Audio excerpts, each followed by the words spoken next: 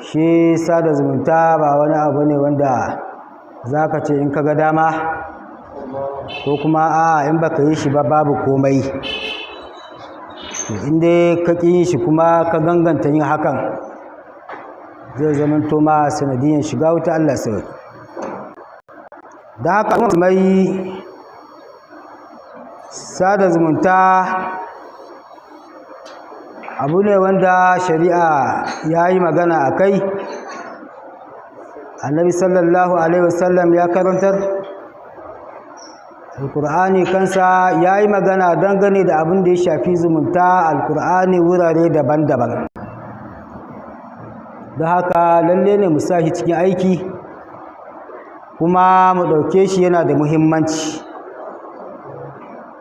Madaukakin sarki ya nuna mana cewa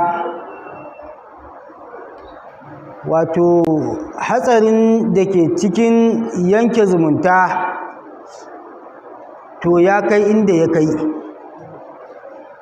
haka kuma alkhairi da ke cikin sada zumunta yana da yawa.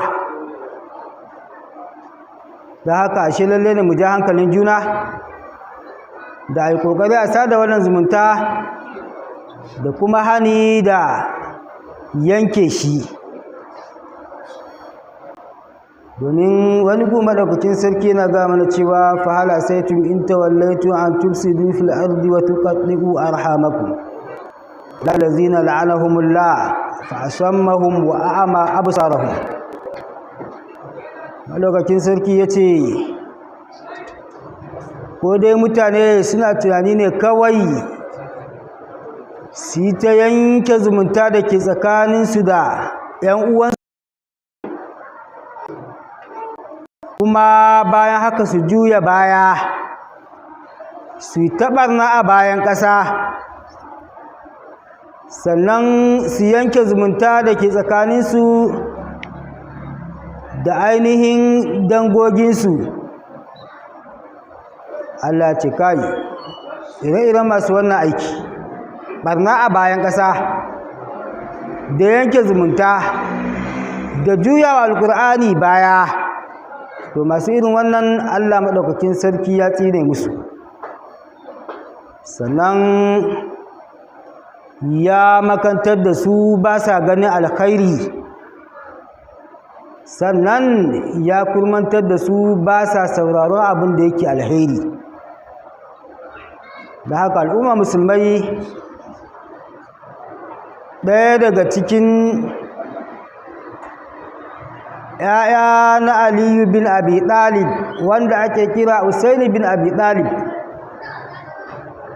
yana yi wa ɗanshi wasiya ko nasiha da cewa ya ibni la tashabanna qati'ur rahim fa inni wajadtuhu mal'unan fi kitabillahi azza wa jalla fi salasati mawadi'in.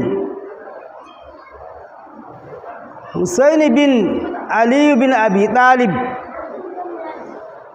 ya kira ɗan shi yana mishi wannan nasiha da cewa ya kai ɗana, karka yadda kai abota da mai yanke zumunta, domin a cikin alkur'ani mai girma na samu Allah maɗaukakin sarki ya la'anci duk wanda yanke zumunta tsakanin shi da dangin shi, dangin uwa ne ko dangin uba, a wurare guda uku. Ga daidai na mun karanta. Don haka annabi sallallahu alaihi wasallam ya nuna mana da zumunta da rahamarsa suna tare. Duk wanda ya yanke zumunta to Allah ma yanke mishi rahamarsa,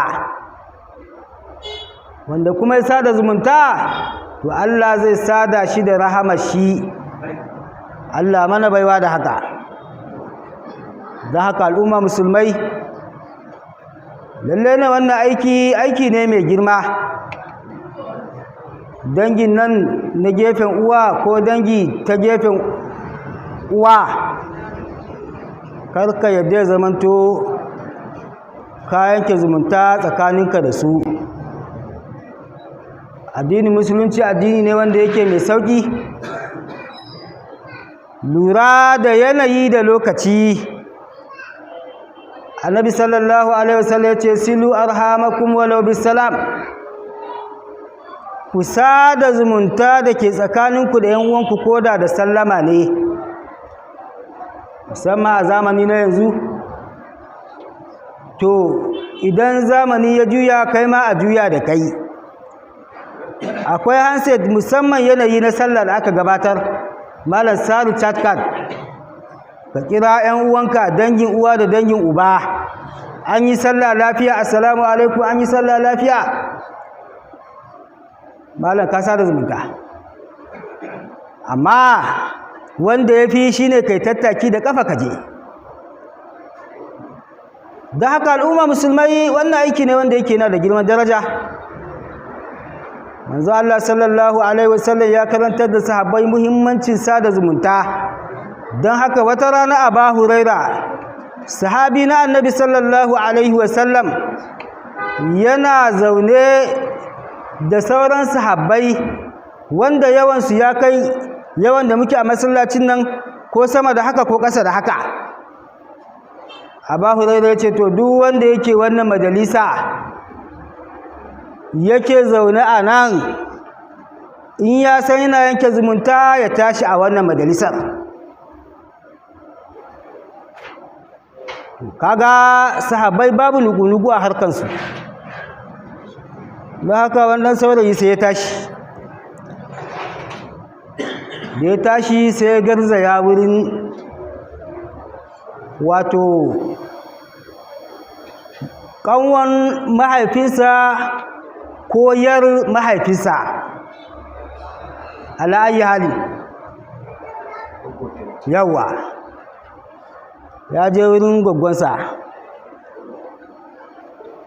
ta yi mamaki, wane me ya kawo ka yau gidan nan? Saboda ya kwan biyu ya yanke zumunta tsakanin shi da ita. Ya ce ai muna zaune ne a majalisa na Abu Huraira, sahabi na Annabi sallallahu alaihi wasallam. Ya ce duk wanda yake yanke zumunta tsakanin shi da dangin shi ya tashi a wannan majalisa. Ta tambaye shi to don menene? Izhab fas'alhu lima, ka je ka tambaye shi saboda ni. Wannan saurayi ya sake dawowa, ya tambayi Abu Huraira don me kace duk me yake zumunta ya tashi a wannan majalisar. Abu Huraira da yake cikin sahabbai, idan hadisi na Annabi sallallahu alaihi wasallam ne, to kafin ka samu wanda ya fi shi yawan ruwaito hadisi yana da wahala. Tuni Abu Hurairah ya ce inni sami'tu Rasulullah sallallahu alaihi wasallam yaqul, la ji manzo Allah tsira da aminci Allah su tabbata a gare shi yana cewa inna rahmata la tanzilu ala qaumun fihim qadi'ur rahim. Abu Hurairah ya ce da kunnen shi ya ji manzo Allah tsira da aminci Allah su tabbata a gare shi yana cewa rahama ba ta sauka a duk wata majalisa da a majalisan akwai mai yanke zumunci. Wannan saurayi ya sake koma ya gaya wannan goggo tashi, ta ce ka yi sa'a, abin da ya faru baya can na yafe ma. Jama'a ya ci nasara ko bai ci ba? To idan ya zamanto akwai mai irin wannan ɗabi'a ya gyara, amfanin nasiha da wa'azi kenan. Don haka lalle al'umma mu ɗauki wannan abin da muhimmanci. Sannan sada zumunta bai tsaya kai tsaye sai dangi na uwa ko uba ba, hatta abokanan iyaye da suka zauna da mahaifinka ko mahaifiyarka, malam ita taji ka je ka gaida su. Wata rana Abdullahi bin Umar, ai shi ma sahabi ne na Annabi sallallahu alaihi wasallam, ya ga wani bawan Allah balarabin ƙauye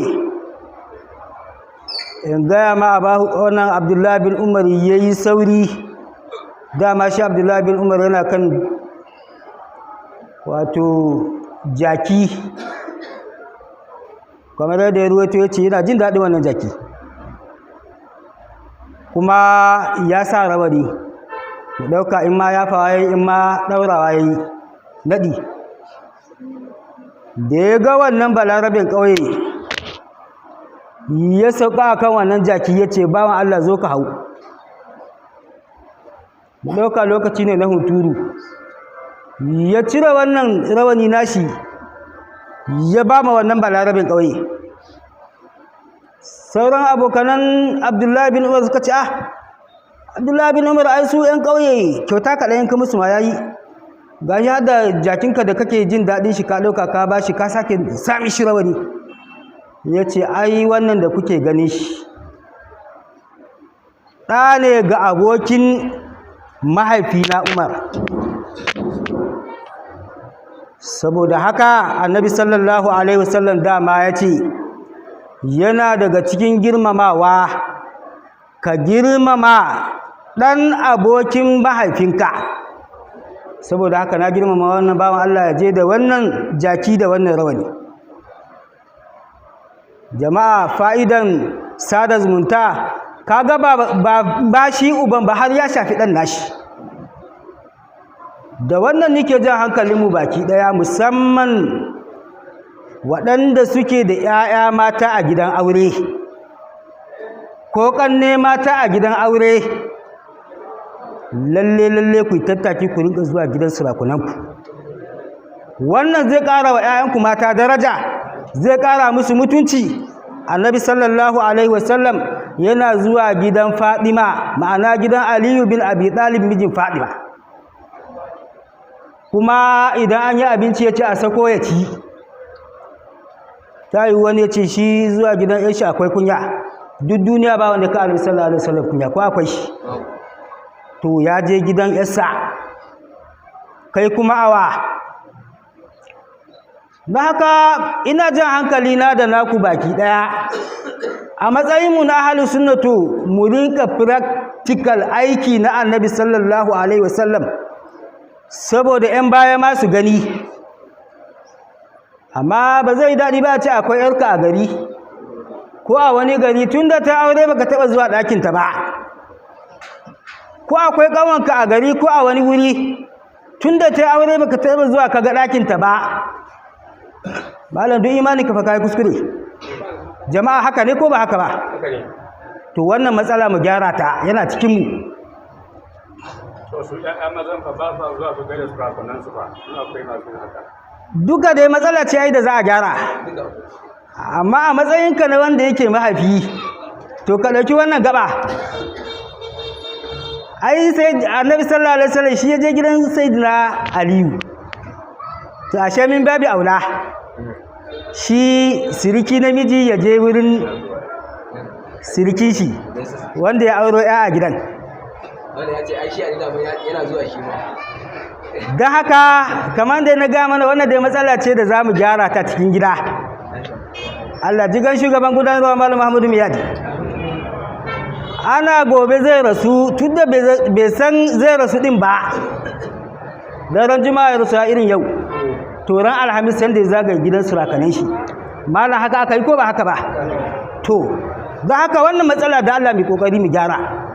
Annabi Ibrahim alaihi salam ya yi tattaki ya je gidan ɗansa Annabi Ismail. Wannan tattaki da yi kuwa ya yi ne sau biyu.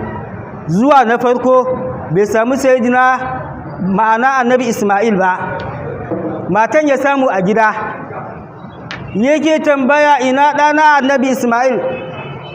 Ta ce baya nan, ya fita. Cikin tambaya da yake yi don ka tambayi a hawal na gidan ɗanka ko gidan ‘yarka, yake tambaya ya yanayi da kuke ciki. Ta ce na hannu fi shiddatin wa bala, muna cikin tsanani da bala'i. Jama'a, wannan suruki ya ji daɗin wannan maganan? Annabi Ibrahim ya ji daɗin wannan kalma? to da bai je ba da zai gano wannan matsala. Cikin jawabi da ya ce to ki ga mai gidanki idan ya dawo ya canza kofan gidan shi. Shekara mai zuwa da ya sake dawowa ya yi sallama, wannan mata ta amsa sallama. Har ila yau annabi Ismail da baya gidan ya tambaya ina yake, ta ce ya fita. Ya yanayin condition na gidanku, wani irin yanayi kuke ciki? Ta ce muna cikin farin ciki da jin daɗi. Menene abincinku? Ta ce allahamu walma. Shi abincinmu shine muna cin nama, mu sha ruwa, mu gode wa Allah, mu kwanta mu bacci. Annabi Ibrahim ya ce Allah miki albarka, ki gaya wa mai gidanki idan ya zo ya rike kofar gidan shi gangam. Wancan mata da ta yi magana na farko ya nuna mata cewa to mahaifina ne, maganar da kika ga mishi ya bata mishi rai kuma ya ce in sake ki. Wannan na biyu da ya zo ce to wannan mahaifina ne, tunda ya aure mata ta biyu. Ce to ya gaya mini ya abin da ya faɗa shi ne ma'anansa ke mutumiyar kirki ce, in rike ki da kyau da kyau. Jama'a in bai je gidan surukin shi ba zai gane haka. To wannan matsala ce wanda da Allah mu sa shi cikin aiki. Manzo Allah sallallahu alaihi wasallam yana cewa la yadkhulul jannata qadi'ur rahim. Duk mai yanke zumunta baya shiga aljanna. Kaga ashe aiki ne wanda idan baka yi shi ba ka ganganta yin haka zai ma sanadiyan shiga wuta Allah sai. Da haka al'umma musulmai kuma ya zo ne kanka. Musa wannan aiki a cikin wato ayyukanmu na yau da gobe. Manzo Allah sallallahu alaihi wasallam ya karantar da mu cikin karantarwa da yayi da ake tambayan sahabbai me annabi sallallahu alaihi wasallam yake karantar da ku, suka ce na farko dai shine ya nuna mana mu kadaita Allah shi kadai da bauta, wa tuqimus sala wa tu'tiz zaka wa silatir rahim. Cikin abin da yake karantar da mu shine mu kadaita shi da bauta, kan mu hada shi da kowa, sannan mu tsaye da sallah, mu yi zakka. Abu na gaba mu sada zumunta da ke tsakaninmu da ƴan uwanmu. Annabi sallallahu alaihi wasallam ya nuna mana cewa wato wani mutum da ya tattaki sai mala'ika ya fito a gaban shi yake tambayin shi aina turid, yace uridu akalli fi hadhihi alqarya. Ina zaka je? Yace ina so in je wurin abokina ne a wata alƙarya, ko wannan alƙarya ko wancan. Don haka yake tambayan shi akwai wani abu na ni'ima da in ka je kake tunanin zai baka? Yace a'a, inni ahabbtahu fillah. Wannan ziyara nayi ne saboda ina son shi don Allah. Don haka malam kar ka yi ziyara kake tunanin a'a in ka je zaka samu wani abu. In kai don Allah abinda kake tsammani sai ka samu, wanda ma baka tsammani in dai don Allah kai sai ka samu. Don haka ta goma shi da wannan mutum ya mishi, yace inni rasulullahi ilaika bi anna Allah yuhibbuka kama ahbabtahu fihi. Ni ma'aikin Allah ne, dan aika ne daga Allah zuwa gare ka, kuma Allah ya gaya min cewa in gaya ma yanda ka so wannan dan uwanka to shi ma Allah ya so ka. Jama'a ya ci nasarar fita ko bai yi ba? Don haka al'umma musulmai wannan aiki na ziyara da sada zumunta mu saka shi cikin aiki. Allah ɗora mu akan daidai, mu tabbatar da gama cikin addinin musulunci. Wassalamu alaikum wa rahmatullahi wa barakatuh.